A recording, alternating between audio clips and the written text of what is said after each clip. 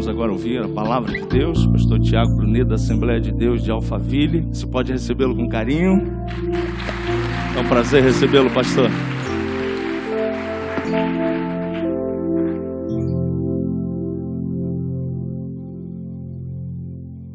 Graça e paz. Quantos estão felizes nessa noite? Eu estou muito feliz, porque tenho a oportunidade de conhecer vocês, o pastor Marco, toda essa igreja, uma linda igreja, não só fisicamente, mas sente-se o espírito desse lugar. E eu quero te animar, porque essa noite vai ser uma noite muito diferente para você. Eu quero te animar a você criar uma expectativa agora do que pode acontecer nos próximos dias na tua vida. Eu não sei se você já reparou, mas quem aqui é crente há muito tempo? 2, 3, 4, 5 anos para cima. Todos, a maioria. Ok, você já reparou que você ora e não tem resposta às vezes? Você já reparou que você pede e não recebe? Você já reparou que você crê em Deus de todo o teu coração e ainda assim se sente perdido? Você já reparou que você acredita muito na Bíblia? Você acredita no que o pastor prega aos domingos? Mas a ansiedade te consome à noite quando no outro dia você tem algo para pagar e não tem. Ou quando tem uma prova para fazer, uma situação difícil para resolver. Ou aquela pessoa que você tem que perdoar ou ignorar e você não sabe como proceder. Quem entende o que eu estou falando?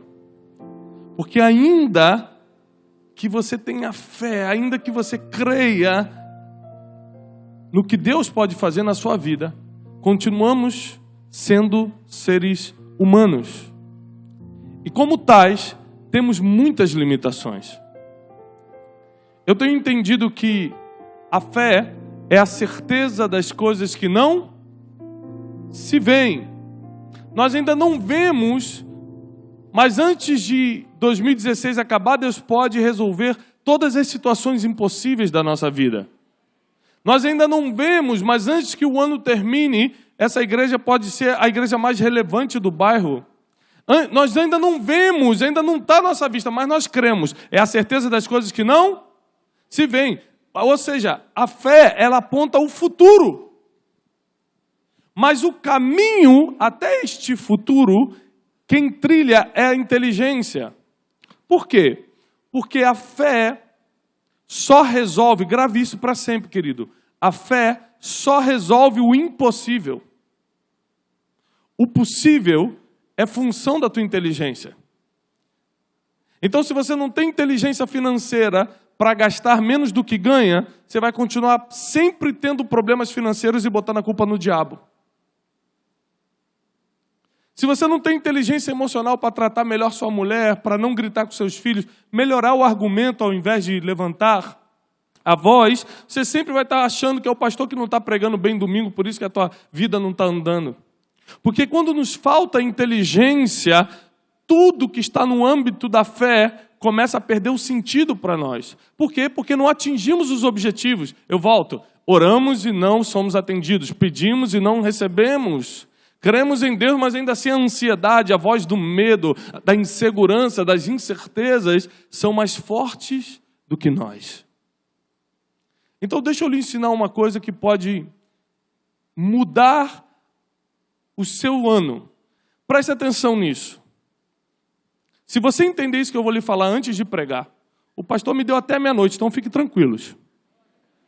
Quem fica aqui até meia-noite hoje?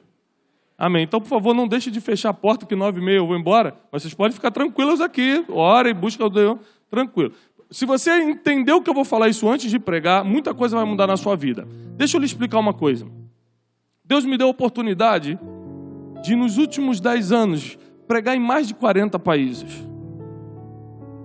De todos os continentes. Onde você imaginar, Deus tem nos levado. Eu tive a oportunidade de ir mais de 42 vezes a Israel. Nesse período, Deus me levou a fazer um mestrado e um doutorado nos Estados Unidos.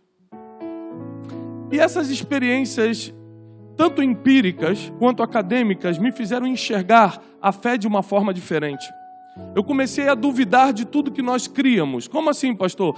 Eu queria uma fé que fosse inteligente, uma fé que desse resultados. Eu não queria ficar 30 anos fazendo um pacto, uma aliança, participando de campanhas, disso, daquilo, para ver Deus fazendo na minha vida o que Ele pode fazer num estalar de dedos. Então eu comecei a perceber nessa pesquisa de que a culpa nunca foi de Deus. De que a responsabilidade nunca esteve nos ombros do Senhor. Nós não sabíamos como fazer. Então preste atenção no que eu vou lhe ensinar hoje. De tudo que eu vou lhe passar hoje, de tudo que eu vou lhe dizer hoje, caso, você preste muita atenção. Não se distraia, anote tudo ponto a ponto. Caso você faça isso, você apenas irá entender, apenas você vai entender. Você não vai aprender nada hoje. Por quê? Porque o aprendizado é um processo de 3 passos. O aprendizado nunca é coletivo. Nunca é como estamos aqui hoje. O aprendizado ele é individual. O entendimento é coletivo. Então você vai entender. Aí você fala, verdade. Olha, eu estou arrepiado, o Espírito Santo está aqui. Ou seja, você entende as coisas.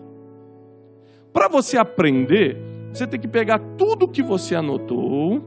Você tem que prestar muito bem atenção, anotar tudo. E antes que você durma hoje, você tirar 10, 15, 20 minutos, o tempo que você aguentar, e estudar, e fortificar, e relembrar, e conferir. Hoje nós temos 1 milhão de fontes, a Bíblia como principal, e tantas fontes, desde a internet até os livros didáticos que estão à nossa disposição, para conferir informações, para agregar informações. Porque a regra do aprendizado é simples, você primeiro entende, coletivamente, num seminário, numa palestra, numa aula, numa pregação na igreja, você entende. Depois, individualmente, na tua casa, você aprende. E depois você dorme. Se tiver um sono reparador, você fixa o que foi aprendido. Porque enquanto você está dormindo, o teu sistema límbico sofre uma limpeza. E essa limpeza sai em forma de sonhos. Toda noite você sonha, você só não lembra de todos os sonhos. Mas é uma limpeza que acontece. Tudo aquilo que foi registrado, mas não foi estudado, é limpo durante o sono reparador. E por isso que você esquece muitas coisas. Mas se você tira um tempo para estudar antes de dormir, aquilo que você entendeu e é importante para você, aquilo sai do teu sistema límbico, entra para o teu córtex cerebral, e quando você dorme, aquilo é fixado e não rejeitado. Quem entendeu isso que eu falei? Então presta atenção para você. Quem aqui não anda de bicicleta? Para você entender bem, não anda, eu não sei andar de bicicleta, levanta a mão. A senhora ali não sabe, tem outra assim que também não sabe. O irmão também ali não sabe. Está na hora, né, irmão? Né? Mas vou pegar aqui a senhora, né? Presta atenção, senhora, que eu vou lhe ensinar a andar de bicicleta hoje. É hoje. Você pediu isso a Deus quando estava vindo para cá, né? Senhor, tomara que esse pregador ensine alguém a andar de bicicleta. E imagine aqui, por favor, uma bicicleta na nossa frente. Está imaginando? Qual é a cor dela? Vermelha? Forte. Aí, essa bicicleta aqui, eu vou lhe ensinar porque é muito fácil andar de bicicleta. Você vai botar a mão esquerda num guidão. Vou ficar aqui embaixo, pastor, com licença. Você vai botar a mão esquerda num guidão, vai fortificar a perna esquerda e vai passar a direita por cima da bicicleta. Você está em cima da bicicleta, tá imaginando? Tá fácil até aqui? Tá rindo porque tá fácil, né? E aí você vai botar as 2 mãos no guidão e vai começar a pedalar. Você não pode parar de pedalar. Por mais que você se desequilibre, que vai desequilibrar, você não pode parar de pedalar nunca e vai só tentando segurar aqui na mão o equilíbrio. Deu para entender? Entendeu bem? Entendeu. Se ela vier aqui na frente agora e eu pedir para que ela ande na bicicleta, o que vai acontecer com ela, pessoal? Ela vai? Todos têm certeza, são unânimes nisso, né? Ela vai cair. Por que ela vai cair? Porque ela entendeu como se faz, mas não aprendeu.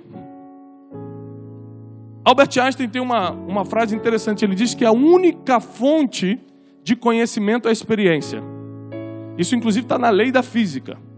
A única fonte de conhecimento é a experiência. Quando uma pessoa não experimenta, ela não conhece. Sem experimentar, ela só entende. Como você não experimentou, você entendeu como se faz, mas quando você tentar fazer, você vai cair. Mas se você tentar uma vez, vai cair, tentar duas, vai cair, tentar três, vai ralar o joelho. Mas se você superar toda essa dor, se você superar o constrangimento, você vai aprender. E se ela aprender a andar de bicicleta e ficar por 20 anos sem ver uma bicicleta na vida, e 20 anos depois alguém colocar uma bicicleta diante dela, o que vai acontecer, pessoal? Ela vai? Porque uma vez que você aprende, você nunca mais esquece. Por que eu estou te falando isso? Porque tem gente que está 20 anos na igreja, 30 anos na igreja, entende tudo sobre Deus, mas nunca aprendeu nada dele. Entende tudo que o pastor prega, fica até arrepiado quando ele prega no domingo, mas não aprende o que ele pregou. Porque não passou pela experiência que gera o aprendizado.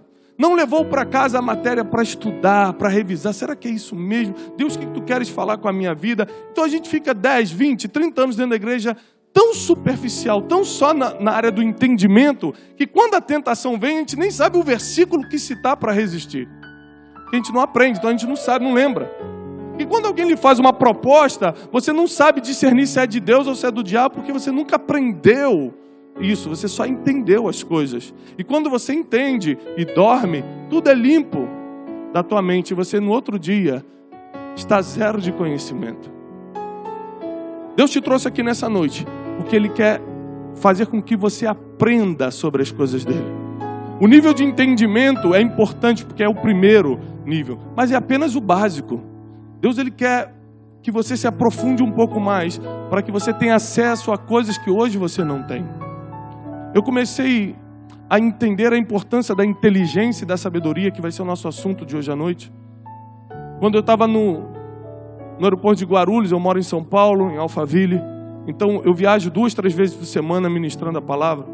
Então quando eu entro no aeroporto, geralmente o meu celular conecta automaticamente na internet, porque já está acostumado a entrar naquela rede. Então às vezes eu estou entrando no saguão do aeroporto, eu sinto ele vibrar, quando eu vejo é só o WhatsApp mandando mensagem, porque está conectando. E quando eu tento responder, o telefone não me deixa responder, porque na verdade aquela conexão é limitada, ela só entra informação, eu não consigo responder. Aí eu tenho que abrir uma outra tela, inserir a senha, presta atenção nisso, inserir a senha da internet, né, do Wi-Fi, e aí eu entro na conexão ilimitada. Existem pessoas que se conformam durante anos a estar em um ambiente que tem o Wi-Fi, mas eles ficam anos sem a senha para entrar. Então eles ficam só vivendo das mensagens que vêm de longe. Enquanto Deus queria te dar os códigos que destravam essa rede ilimitada de conhecimento e de saber, que é a sabedoria bíblica espiritual.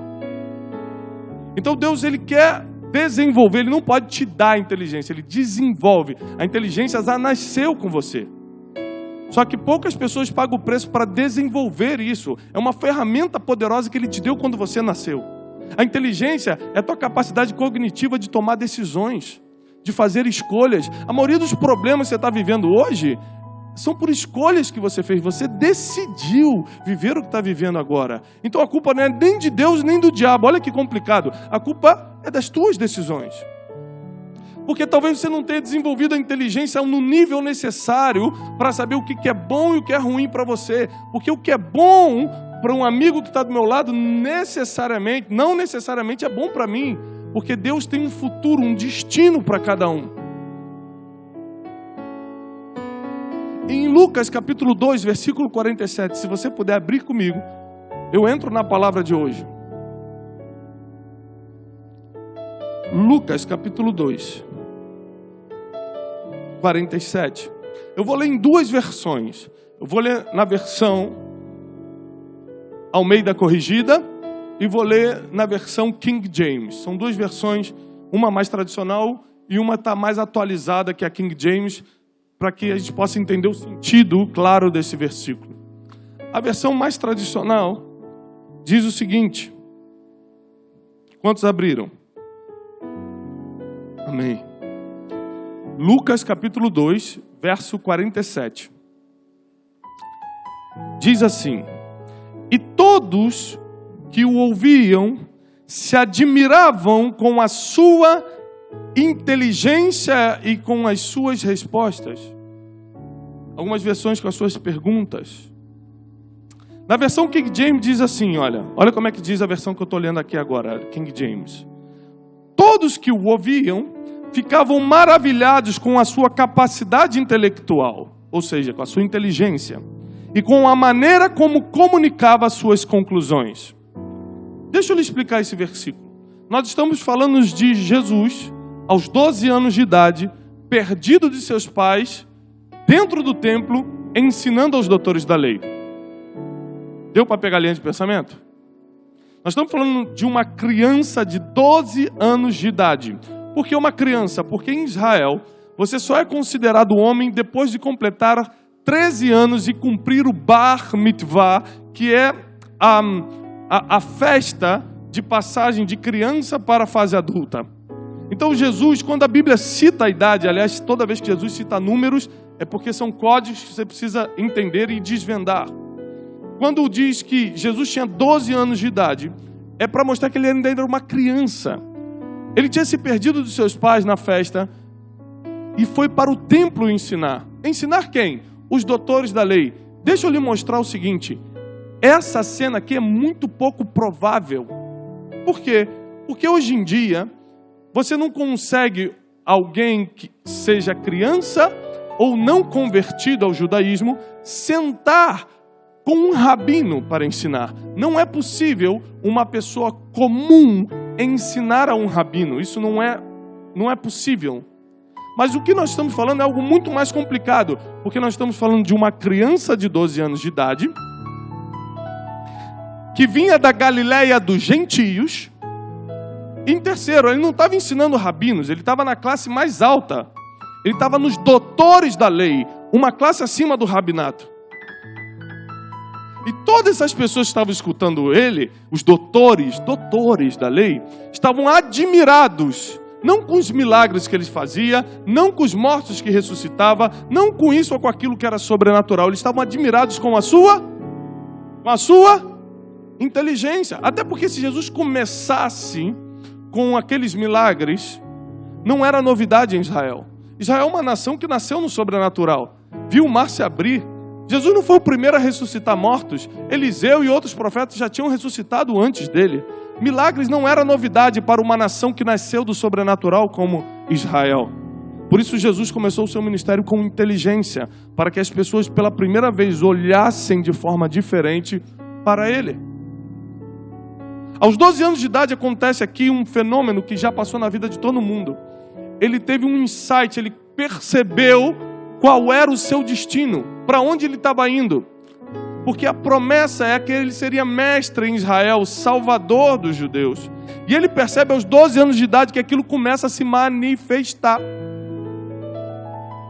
Mas Jesus, quando percebe para o que nasceu, existe um filósofo americano, Mark Twain, que tem uma frase que eu gosto muito. Ele diz o seguinte: os dois principais dias da vida de um homem, o primeiro é quando ele nasce, e o segundo é quando ele descobre o porquê. Porque tem gente que nunca descobriu o porquê nasceu. Todos vão morrer, mas nem todos vivem. Tem gente que morreu, passou dessa terra sem nunca ter vivido de verdade. Porque não descobre quem é a sua identidade, nem para onde está indo. Mas Jesus não. Jesus descobriu isso bem de cedo. E qual é o problema aqui? O problema é que quando você começa a perceber quem é você, quando você começa a desvendar o seu destino, quando de alguma forma Deus te mostra o que Ele vai fazer na tua vida no futuro, você quer no outro dia começar a realizar. Se Deus der uma palavra, você vai ser um missionário nas nações. No outro dia, você já está arranjando uma agência missionária para te enviar. Mas desde os 12 anos de idade até os 30, quando ele começa seu ministério, teve 18 anos de carpintaria. 18 anos de espera, 18 anos de treinamento na sua própria rotina. Jesus não foi para o seminário teológico de Jerusalém para ser treinado. Ele foi treinado no dia a dia, debaixo de obediência dos seus pais e trabalhando como qualquer um que está aqui hoje. O primeiro ponto dessa noite, para quem vai anotar, é descobrir, desvendar o seu destino. Para que Deus me chamou? Para que eu estou aqui? Quando Jesus percebeu que ele estava na terra para ser mestre em Israel, para ser o salvador dos judeus e futuramente de toda a humanidade, ele partiu para o segundo ponto, e o segundo ponto era treinamento. Deus nunca vai fazer nada na tua vida que você não tenha sido treinado para fazer. Vou repetir, porque isso é estatística. Deus nunca vai fazer nada na tua vida que você não tenha sido treinado para fazer. Ele não vai te colocar numa posição, eu quero ser diretor de uma empresa um dia. Você foi treinado para isso? Porque ele não pode quebrar os princípios bíblicos. E ele não vai quebrar. Tem gente que acha que Deus vai quebrar princípios para te abençoar. Só que a bênção está justamente dentro dos princípios. Um dia um irmão chegou para mim e falou assim: pastor, tremendo aquela promessa da Bíblia, né? Eu falei: qual? Ele falou: aquela que nós vamos comer o melhor da terra. Eu tomo isso para mim, pastor. Eu falei: mas a Bíblia não diz isso não. Não diz? Eu falei: não, a Bíblia diz: se, me ouvirdes e obedecerdes, comereis o melhor da terra. O que você vai reparar na Bíblia? Que para toda promessa na Bíblia tem um princípio atrelado. Você só vê a promessa e esquece do princípio. Mas quando você não cumpre os princípios, Deus não cumpre as promessas. Aliás, nós somos especialistas em pegar coisas que não estão escritas na Bíblia, né? E espalhar. Esse dia chegou um irmão para mim e falou: pastor, tremendo aquele versículo de Provérbios. Eu falei: qual? Mais vale um passarinho na mão do que dois voando. Que isso, irmão? Quando ele percebeu que falou besteira, ele falou: Provérbio não, pastor, desculpa, Eclesiastes. Piorou, né?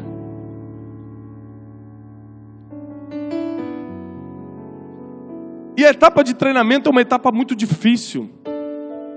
Porque é uma etapa de aflições, é uma etapa de dificuldades, é uma etapa que você sabe quem é, mas ainda não pode se manifestar. Jesus começou a fazer seus milagres aos 30 anos, mas aos 15 os aleijados estavam ali na frente dele, aos 18 as crianças morriam também, aos 20 as famílias também se separavam, aos 21 o adultério, a prostituição, tudo estava acontecendo, e ainda assim ele não adiantou o tempo. Porque existe um tempo para todas as coisas. E entenda o seguinte: o inimigo sempre, o teu inimigo, o teu adversário sempre vai trabalhar para você fazer as coisas fora do tempo. O que eu vou te dar é ouro, presta atenção nisso. Quando o diabo te vê, ele fala: eu vou atrasar a vida desse homem, vou atrasar a vida dessa mulher. E começa, problema, aflição, dificuldade financeira. Já viu que você está esperando dinheiro? É sempre sexta-feira, né? Sexta-feira vai cair aquele dinheiro, em nome de Jesus vai cair. É sempre na sexta, para te deixar o final de semana agoniado, porque não cai na sexta. Aí começa a enviar tentações, problemas. Mas aí tem algo em você que não permite que o inimigo te toque. Passa o tempo, você continua inabalável. Passa o tempo, você continua orando, você continua vindo à igreja. Aí o inimigo começa a perder a esperança. Fala: pô, mas nada derruba esse homem, nada derruba essa mulher. Aí ele muda a estratégia. Ele é estrategista. Aí ele para de tentar atrasar a tua vida e começa a adiantar as coisas. Porque uma coisa poderosa fora do tempo torna-se algo perigoso. O diabo ele não quer atrasar, pode ser adiantado também, portanto você faça fora do tempo de Deus. Quando Jesus estava nos 40 dias no deserto, preste atenção nisso. O diabo chama Jesus e fala assim, a um alto monte, fala assim: olha aqui as nações da terra, tudo isso, todas as nações da terra eu te dou, se prostrado me adorardes. E Jesus rejeitou. Só adorarás o Senhor teu Deus, eu não vou me prostrar diante de ti. Posso lhe fazer uma pergunta? Você que muita gente levantou a mão e falou que é crente há muito tempo. Quem é o rei das nações? Jesus, parabéns, muito bem. Mas onde Jesus comprou as nações? Onde Jesus comprou toda a língua, tribo, raça e nação. Onde? Na cruz. No deserto, ainda faltavam 3 anos para Jesus morrer na cruz. O diabo pegou uma promessa que ia se cumprir e tentou adiantar. Tudo isso eu te dou, se você prostrado me adorar. Mas as nações já seriam de Jesus. Quando o diabo percebe que não consegue te atrasar, ele pega algo que Deus te prometeu lá na frente e tenta botar 20 anos antes, 3 anos antes, 1 ano antes, 6 meses antes é suficiente para te derrubar. Porque você vai estar sem treinamento, você vai estar com a coisa certa na época errada. Quem está entendendo até agora? Posso continuar? Porque faltam 87 pontos. Estou no segundo. O tecladista está gostando. Está sentado, né? A etapa de treinamento é uma etapa de ansiedade para quem não tem inteligência emocional, para quem não sabe descansar no Senhor. A etapa de treinamento é uma etapa que é meio chato, porque é no teu dia a dia, na rotina. Você quer ver as coisas acontecer, mas Deus falou que ia me usar, Deus falou que ia fazer, e você quer começar a fazer alguma coisa, mas ainda está na etapa do treinamento. Os problemas começam a ficar grandes, mas o que você não sabe é o que você chama de problema, Deus chama de treinamento. O que você vê como problema familiar, o que você vê como um problema financeiro, aqui você está falando, meu Deus, que problemão que apareceu para mim. Deus está falando, não, comemora, o treinamento está avançando. Quando você passa num treinamento fácil, você vai para um treinamento médio, você vai avançando até que você esteja treinado e receba a certificação final. Depois do treinamento, Jesus foi para o terceiro ponto. Ele foi batizado no Jordão por João Batista. E ali começa um cronômetro a correr. Nós sabemos que Jesus sabia que iria morrer na cruz 3 anos depois, 3 anos e meio depois. Porque ele avisa isso muitas vezes. Ou seja, quando Jesus sai do batismo no Jordão para iniciar seu ministério, ele tinha um prazo a cumprir. Primeiro, ele descobre o seu destino. Segundo, ele vai para um treinamento. Agora, olha só falando sobre treinamento. Jesus se preparou 30 anos para 3 anos de exposição. Porque a vida do homem e da mulher é dividida em 2 fases. A fase da preparação e a fase da exposição. Jesus se preparou 30 para se expor 3. E a gente quer inverter a ordem.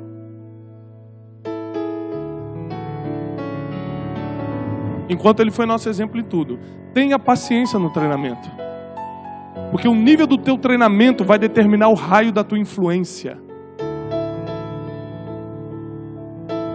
E quando ele sai do Jordão, um relógio começa a contar. E aqui nós temos o terceiro ponto, prazo. Jesus agora tinha um prazo para cumprir. Ele tinha 3 anos e meio para mudar a história da humanidade, para dividir a história.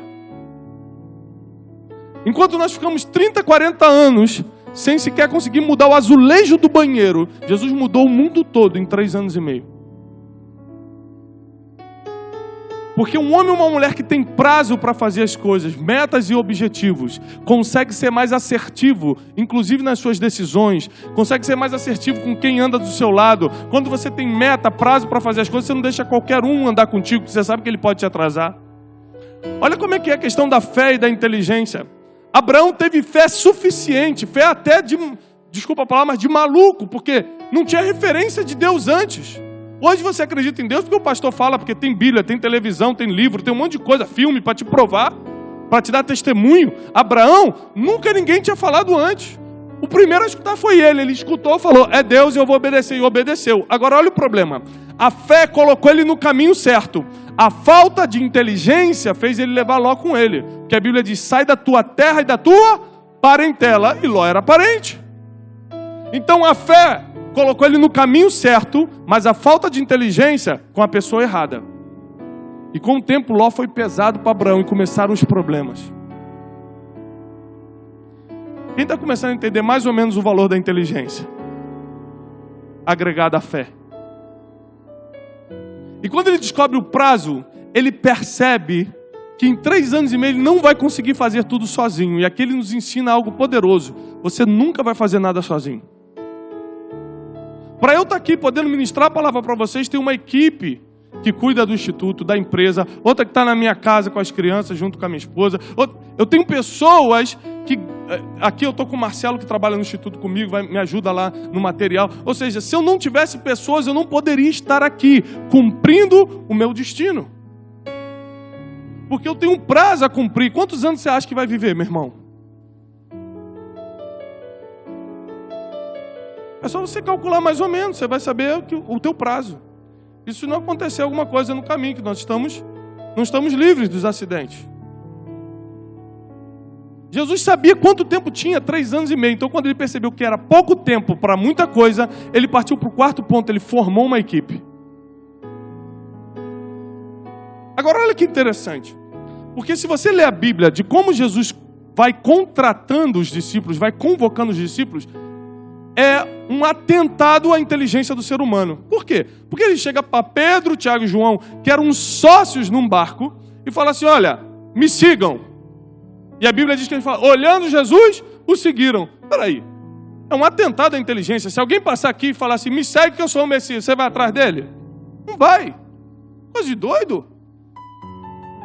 O que a gente não repara é que dos 12 aos 30 anos, Jesus levou uma vida normal em Nazaré, assumiu o negócio de José depois da sua morte. A cultura judaica coloca o irmão mais velho, e Jesus era o irmão mais velho, como chefe da família. Então Jesus, presta atenção nisso, ele assume a carpintaria, e o carpinteiro não é só faz madeira não, ele tem que comprar e vender também, pessoal. Jesus tinha que negociar o que fazia, comprar material para fazer. E uma coisa que a gente aprende, eu fiz um doutorado em business, que é em negócios, né? Uma coisa que a gente aprende no doutorado é que você só conhece uma pessoa depois de negociar com ela. Nunca pense que conhece uma pessoa até que ter que lidar com dinheiro com essa pessoa. É ali que tudo se revela. Quem está entendendo no profundo aí?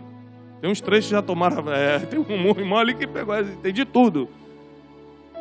A gente não entende até negociar. Então Jesus negociava com as pessoas. Nazaré, naquela época, não era uma cidade autossubsistente, ou seja, ele tinha que descer para Galiléia como irmão mais velho, como chefe da família agora, para comprar a comida da semana. E naquela época só existiam 3 empresas de barco, de pesca, na Galiléia. Uma delas, Pedro, Tiago e João, eram sócios. Em 18 anos, você acha que quantas vezes Jesus comprou neles? Quantas vezes os da Galiléia compraram nele madeira e coisas de madeira lá em Nazaré? O irmão mais velho também não era responsável só pela manutenção da casa, ele também tinha que pagar os impostos. Adivinhem quem era o cobrador de impostos da região? Jesus tinha relacionamento de dia a dia com todos os discípulos, ou com a maioria deles. E aqueles homens falavam, esse homem quando vem negociar comigo, ele é justo, nossa, tem um negócio nele, ele é tão amoroso. Ele sempre é justo, ele sempre é fiel no que fala, é sempre sim, sim, não, não. E o dia que Jesus deixou de ser apenas o carpinteiro para se manifestar como o Messias, Israel falou, eu sou o Messias, todos creram e o seguiram. Porque a sua conduta diária mostrava quem ele era. Às vezes nós queremos ganhar pelos argumentos, queremos ficar falando para os outros quem é Jesus, mas não mostramos quem é Jesus. A gente esquece que a Bíblia diz que agora Cristo está em nós. Cristo em nós é a esperança da glória. Ou seja, para que teu vizinho veja Jesus, antes ele vai ter que ver você. Porque Cristo está em você. E é por isso que muita gente não se converte. Porque ele não consegue acreditar num Jesus que não dá bom dia para ele quando passa pelo elevador. E não ajuda a trocar o pneu do carro quando ele está parado na esquina e você passa direto e finge que não viu. Ele não pode acreditar num Jesus que não é misericordioso, não é bom, não é simpático, não é amigo, não é justo.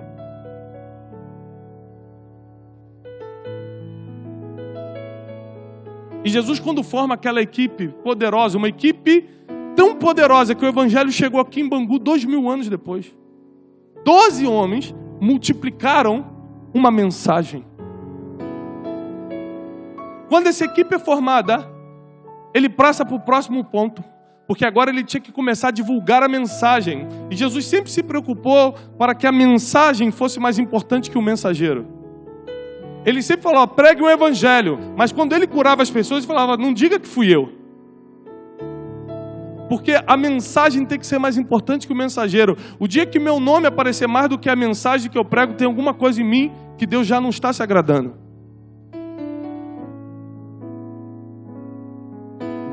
Então Jesus precisa fazer algo para que a mensagem se espalhe. Jerusalém era o lugar onde todos queriam estar, onde estavam os holofotes, os políticos, o dinheiro, o mundo social, todo mundo estava lá. Mas ele escolhe Cafarnaum para montar a base do seu empreendimento, do seu ministério, daquilo que ele iria fazer. O que muita gente não entende é que Cafarnaum era uma cidade beira-mar, como diz a Bíblia, ou seja, Jesus gostava de morar na beira da praia, com gosto. E segundo, era a cidade pedágio da Via Maris, a principal via romana da época. Qualquer um que saísse do Egito para ir a Damasco, ou do Oriente para o Ocidente, passava e parava em Cafarnaum. É por isso que a Bíblia diz que ele fazia um milagre ali e no outro dia a sua fama corria até a Síria, porque ali passavam os comerciantes, os caravaneiros, os soldados romanos. Então a pessoa parava ali, via Jesus curando, no outro dia já estavam em suas cidades ou nações anunciando o que tinham visto e ouvido. Numa época que não tinha YouTube, não tinha Instagram, não tinha Twitter, não tinha Facebook, não dava para ele postar, tirar uma foto, partiu fazer milagres com Pedrão. Não dava. Não dava para ele se autodivulgar. Então ele tinha que criar uma estratégia para que a sua mensagem se espalhasse. O nome disso é planejamento estratégico. Foi o 5º ponto de Jesus. Ele sendo Deus, ele podia só estalar o dedo, que a minha mensagem se espalhe. Bum.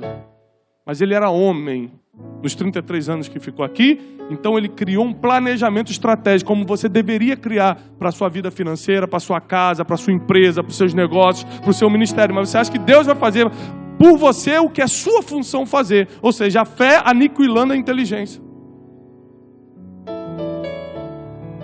Enquanto você deve sim peregrinar nos caminhos da fé, sem jamais abrir mão das regras da inteligência. E Jesus escolhe Cafarnaum e a sua mensagem começa a correr para a Síria, para o Líbano, para todas as nações em volta, para todas as cidades de Israel. Até que ele se tornou hoje o homem mais famoso da história da humanidade. O nome mais citado em toda a Terra, em todo o planeta. Porque escolheu uma cidadezinha pequenininha, mas que era estratégica. Todo mundo escolheria Jerusalém. Ele, quando parou para fazer o plano estratégico, viu que Cafarnaum daria mais resultado que Jerusalém. Até porque em Jerusalém ele morreria mais cedo, porque era uma cidade que apedrejava profetas e matava os que foram enviados. Então ele fez uma pesquisa histórica e falou, ali eu vou morrer mais rápido, aqui eu cumpro no tempo certo. Às vezes você, porque o holofote está brilhando mais ali, vai para o lugar errado e morre mais cedo. O 6º ponto, e penúltimo, é que depois do ponto número 1, ele descobre o seu destino. Depois do ponto número 2, ele sai para o treinamento. O treinamento tem que ser específico. Você nunca vai poder ser treinado se não descobriu para que nasceu. Porque senão você vai ser treinado na coisa errada. Imagina se você nasceu para ser cardiologista e fizer faculdade de engenharia elétrica. Foi treinado, fez pós-graduação, doutorado em engenharia, mas só que teu chamado era cardiologia. Quem está entendendo? Então, se você não descobrir quem é, ponto número 1, se você não desvendar o seu destino, você nunca vai partir para o 2, que é o treinamento. E depois do treinamento, Jesus definiu um prazo. Depois do prazo, ele montou uma equipe para cumprir o prazo, a meta, os objetivos. Depois da equipe, ele escolheu um lugar estratégico. E depois que ele escolheu um lugar estratégico, chegamos ao ponto número 6. Ele precisava de instrução, ele precisava de conselho. E só existia uma pessoa que podia instruir o próprio Jesus. Então, quando eles chegavam das aldeias, depois de ter pregado e curado o dia todo, cansados, todo mundo ia mimir, cheio de soninho. E Jesus falava, vai dormir, que eu vou no monte. Ele ia ser mentoreado pelo Pai, o único que tinha conselho e instrução para ele. E a Bíblia diz que ele passava a madrugada, escutando, vendo, porque a Bíblia diz assim, ó, eu só falo o que eu escuto o Pai falar. E eu só faço o que eu vejo o Pai fazer. Ele passava as madrugadas sendo mentoreado. É por isso que as decisões de Jesus eram assertivas no outro dia. Por isso que ele já sabia para onde ir no outro dia. Porque ele tinha um GPS que o comandava no dia a dia e não deixava ele pegar as vias que atrapalhariam chegar ao destino.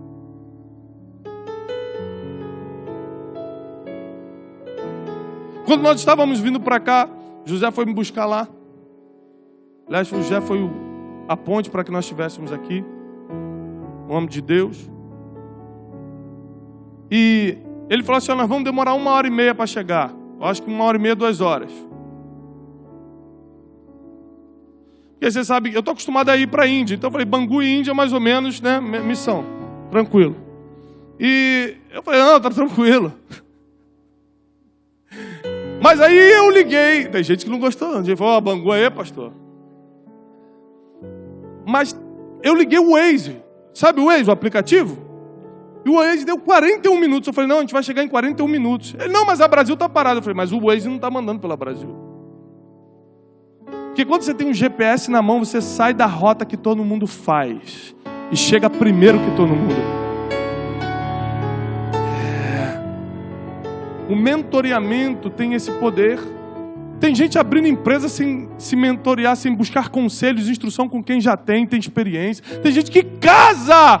Ele é tão lindinho, vou casar. 2 meses depois está no gabinete, pastor, está me batendo, está horrível. Não pegou conselho para casar, mas vai vir buscar depois solução para tentar resolver o problema. O mentoreamento é uma chave que destrava essa rede infinita da sabedoria.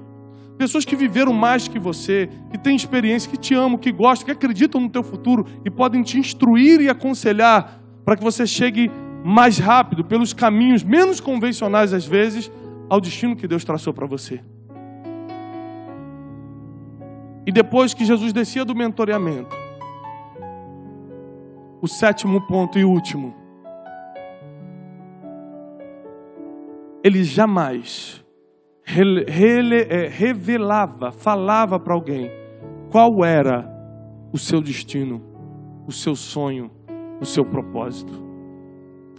Você sabe qual é o erro da maioria de nós aqui?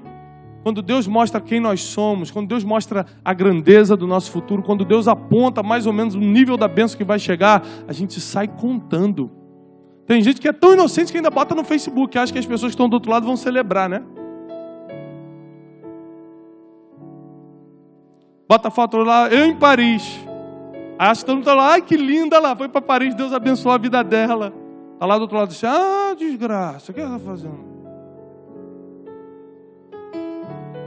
Por que ela e não eu?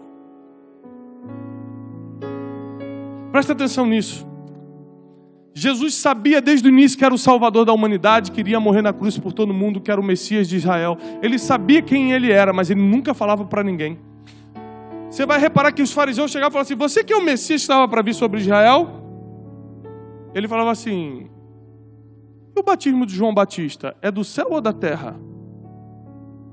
A Bíblia diz, não podendo responder, saíram sem contestar a Jesus. Pilatos, é você que é o rei dos judeus, né? Tu dizes, você está dizendo. Por que Jesus não revelava o seu destino? Por que Jesus não contava quem ele era? Porque Jesus sabia que quem revela o seu destino antes do tempo, ganha inimigos antes do tempo. Essa é a diferença de Jesus e José do Egito. José, quando desvendou o seu destino, mais ou menos aos 14 anos, quando tem aquele sonho, e Deus mostra que ele seria um governante, que as pessoas iriam se prostrar diante dele, ele sai correndo, ei, irmãos! Para pessoas que até que ele amava, para a própria família.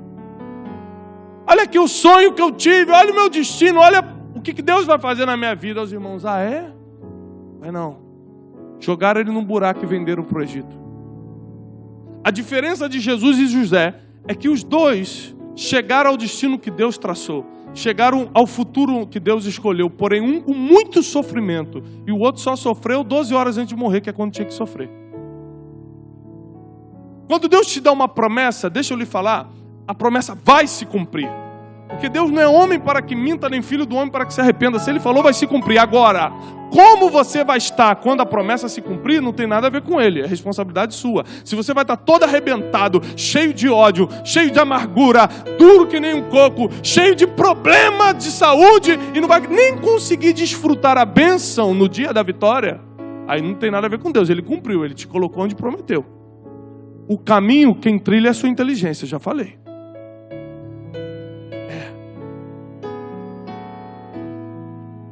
Gente que conta sonhos, revela o que Deus está falando,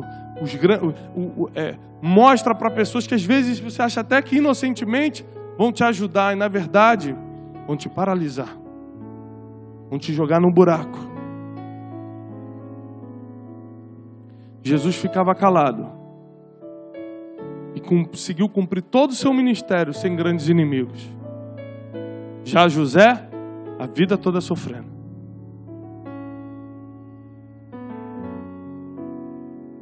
Caso você tenha anotado tudo que foi ministrado,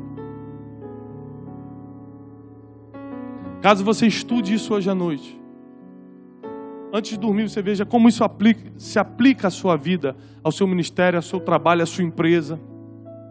Você tem grandes chances de aprender o que está entendendo agora e nunca mais esquecer, para começar a seguir uma ordem, princípios que vão te levar a um nível máximo que um homem e uma mulher podem chegar na terra. O nível de felicidade dentro de casa, na família, porque você sabe agora como lidar com as pessoas que estão à sua volta. O nível de prosperidade, não porque trocou alguma coisa com Deus, mas porque Deus te ensinou a como fazer para multiplicar. Tem gente que acha que Deus dá dinheiro, quem dá dinheiro é trabalho. Deus abençoa o dinheiro do seu trabalho. Porque a gente não é inteligente, a gente acredita em qualquer coisa que é falada. E a gente começa a seguir coisas que não tem nenhum fundamento. E por isso a gente fica sem resultado. A Bíblia diz que como uma árvore foi feita para dar frutos, e a árvore que não dá bons frutos é cortada e lançada ao fogo, assim também eu creio que o homem foi feito para dar resultados. Quando você abre uma empresa, você tem que ter resultado. Quando você começa um ministério, você tem que ter resultado. Quando você casa, você tem que ter resultados. Quando você empreende qualquer coisa na tua vida, é porque espera-se um resultado. E a fé não vai te dar esse resultado. A fé só vai te mostrar o que é possível fazer. Quem está entendendo? Porque se você for que nem Abraão, que tiver fé para entrar no caminho certo, mas não tinha inteligência e levou Ló consigo, vai ter gente te atrapalhando no caminho o tempo todo.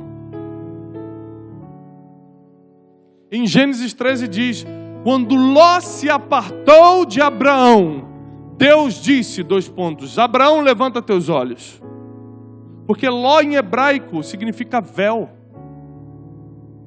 Existem pessoas que estão do seu lado que são véus, que não te permitem ver o território que está à sua frente. Então Deus fala, levanta os olhos, Ele levanta e fala, olha para o norte, olha para o sul, olha para o leste e para o oeste. Tudo isso eu estou dando para você e para a tua descendência. Por que Ele não deu antes? Porque Deus tem coisas para você que às vezes quem está do teu lado não vai poder comer dessa bênção. Então enquanto Ele não sai, Deus não te dá. Chegou um tempo de nós caminharmos aqui na terra com fé e inteligência para que os resultados sejam mais rápidos, sejam possíveis, sejam palpáveis. Chega de tempo de ficar 30 anos para conseguir uma bênção, porque nós servimos ao Deus de todas as bênçãos, ao Deus do impossível, ao Deus que te escolheu para estar aqui nessa noite, para um 2016 extraordinário. Esse é o nosso Deus. Esse é o nosso Deus. Eu quero orar por você. Porque existem pessoas nessa noite que durante a ministração da palavra perceberam o quanto tem errado em coisas básicas. Então essa oração é uma oração de quebrantamento, de perdão, para nos reconciliarmos com Deus. Eu não estou em pecado, não é pecado não, fique tranquilo. Tem vezes que Deus te levanta mais rápido de um pecado do que a quebra de um princípio tão básico. Por quê? Porque no pecado, se você for como Davi, você logo se arrepende. Deus não consegue resistir um coração quebrantado e contrito. Aí vai e te levanta. Quebrando um princípio básico, você não percebe. Você fica 20 anos sem resultados. Mas Deus, durante a ministração dessa palavra, tocou profundamente em você. Existem pessoas que estão aqui e falaram, era isso. É por isso que isso travou. Por isso que eu não avancei. Deus foi mostrando para vocês alguns pontos da sua vida durante a ministração da palavra. É por essas pessoas com temor e tremor que eu gostaria de orar. E se você pudesse vir aqui no altar, eu quero liberar uma palavra sobre a tua vida. Se durante a ministração da palavra, você é uma das pessoas que sentiu isso, Deus te mostrou os pontos que você está errando na sua vida, vem aqui na frente.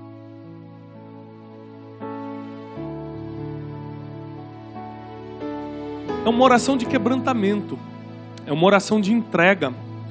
É uma oração de conserto. Fala, Deus, me perdoa porque eu não vi por essa área, mas eu prometo que eu vou desenvolver a minha inteligência para unir com a minha fé e chegar a lugares que eu jamais imaginei que seria possível chegar.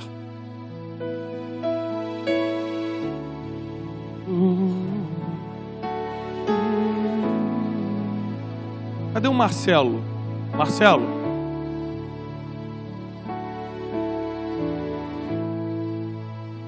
Chegou um tempo em que Deus vai te dar códigos para destravar o que está preso na tua vida, o que está segurando a tua caminhada, a tua família, a tua vida financeira.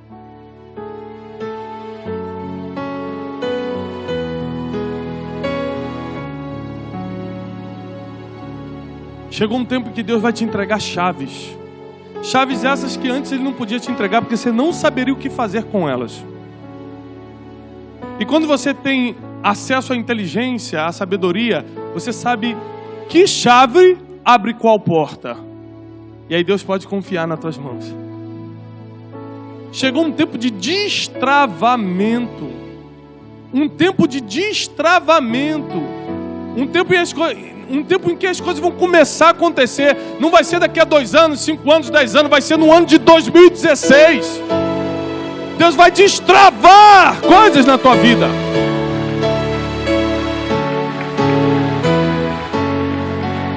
A tua caminhada vai ficar mais suave. Vai ser mais fácil de você entender algumas coisas. Antes você lutava muito para entender o simples. Agora Deus vai poder trabalhar no profundo, na revelação com você. Presta atenção nisso que eu vou te falar. Várias vezes, os 12 discípulos, os 12 apóstolos, aqueles que andavam com Jesus, chegavam para Yeshua e falavam assim, Jesus, não entendemos essa parábola, nos explica essa revelação. E Jesus olhava para ele e falava assim, olha, eu não vou poder falar, vocês não suportariam, vocês não entenderiam agora. Mas para Paulo, um apóstolo, conforme a Bíblia diz que nasceu fora de tempo, Deus deu tanta revelação para ele, que teve que colocar um espinho na carne para que ele não ficasse soberbo. Ou seja, para 12 que andaram com Jesus, ele não podia dar revelação, porque senão eles não iam entender. Mas para um ele deu tanta que teve que colocar o espinho na carne. O que diferenciava os 12 apóstolos de apóstolo Paulo? A Bíblia mostra o preparo, o treinamento, a inteligência.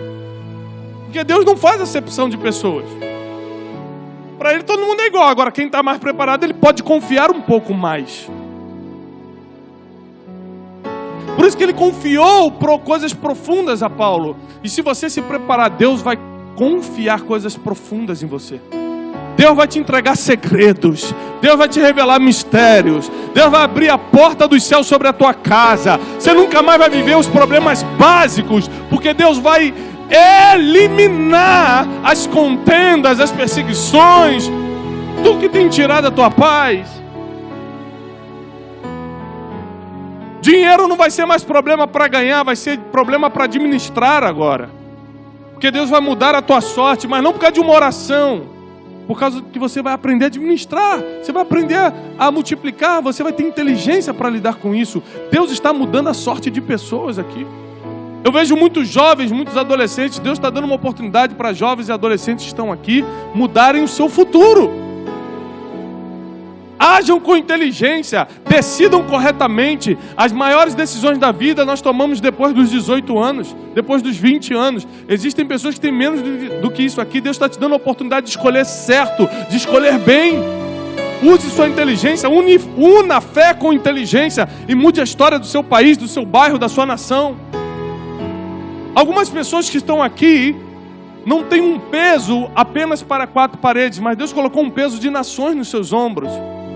Mas são tantos probleminhas no dia a dia que você está desistindo dos projetos grandes. Você está desistindo do que Deus te mostrou para o futuro, porque você não consegue lidar com o pequeno. Mas Deus está eliminando isso hoje.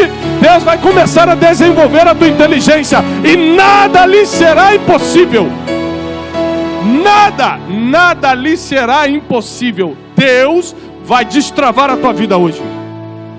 Pai, em nome de Jesus, nós declaramos a Shalom de Deus, paz, saúde, prosperidade e segurança sobre o teu povo. É um tempo novo, um tempo de portas abertas, um tempo de decisões assertivas, um tempo, Senhor, de escolhas, Senhor, segundo o teu coração, um tempo também de arrependimento pelo que passou, Senhor, e decidimos, Senhor, mal, fizemos errado, perdoa-nos, tem misericórdia de nós, Senhor, aparta de nós a tua ira, Senhor, e se achegue com a tua misericórdia nessa noite. Pai, tu nos mostraste pontos que nós temos que, Senhor, mudar ou aplicar na nossa vida, para que tenhamos resultados eficazes, para que possamos prosperar naquilo que tu nos chamaste, Senhor. Muda a sorte do teu povo nessa noite. Muda a sorte do teu povo nessa noite. Nós declaramos isso em nome do Senhor Jesus Cristo. Amém e amém. Aplauda o Senhor. Volte para o seu lugar. Que Deus te abençoe. Eu creio que Deus fez um milagre na tua vida. E o milagre do conhecimento é um dos maiores milagres que Ele pode fazer. Enquanto você está voltando para o seu lugar, só presta atenção. A Bíblia diz que o meu povo perece. Não é por falta de oração, nem de santidade, nem de jejum. Mas o meu povo perece por falta de conhecimento. Conhecimento é algo que ninguém pode roubar de você. Você pode comprar um carro e por uma infelicidade tirarem isso de você. Mas uma vez que o conhecimento entra na sua cabeça, nunca mais alguém tira isso de você. É por isso que a luta do nosso inimigo é para que você não adquira conhecimento. Para que você não cresça em conhecimento. Porque isso é o que difere. Às vezes eu estou dando alguns seminários que a gente faz pelo Brasil e eu explico a diferença do rico e do pobre. Já encerro, pastor, 2 minutos. Sabe qual é a diferença do rico e do pobre? Primeiro, é que rico e pobre não se mede pelo bolso, se mede por isso aqui, ó, mentalidade. Por quê? Se você pegar o homem mais rico do Brasil, pega o homem mais rico do Brasil, dá uma surra nele, sequestra tudo que ele tem, tira todo o dinheiro dele, deixa ele duro para sempre, pendura ele nu de cabeça para baixo, lá no interior, e larga ele lá. Daqui a 1 ano, esse homem está rico de novo. Porque você pode tomar o que ele tem no bolso. Se você não mexeu aqui, ele sabe como voltar para o lugar de onde saiu. Ele vai procurar o fornecedor certo, vai no banco certo, vai escolher o produto que dá resultado mais rápido. Daqui a 1 ano ele está rico de novo. Porque o conhecimento define o ser humano. Agora você pega $1 milhão, dá para o pobre. Bota ele para morar na Sernambetiba, na Praia da Barra. Daqui a 1 ano ele está... Não, pobre não, ele está miserável. Ele está pior do que antes. Ele vai fazer agora dívidas em cima daquele, ele vai comprar mais de $1 milhão. Ele não sabe administrar R$10, também não vai saber administrar $1 milhão, porque quem não é fiel no pouco não é fiel no muito. É por isso que você está com R$1.000 e não consegue administrar, acha que quando tiver 10 mil vai? O conhecimento é o que diferencia o rico do pobre. Mentalidade de rico e de pobre. Deus abençoe muito vocês. Amei conhecer essa igreja. Eu declaro a bênção de Deus sobre a tua vida. Que amanhã seja um dia de boas notícias, que elas cheguem por todos os lados, que batam na porta da tua casa, que toque seu telefone, que chegue pela internet, mas Deus vai mandar boas notícias sobre a tua vida, tua casa e tua família. Pastor Marco, muito obrigado. Que Deus abençoe seu ministério. Obrigado. Shalom.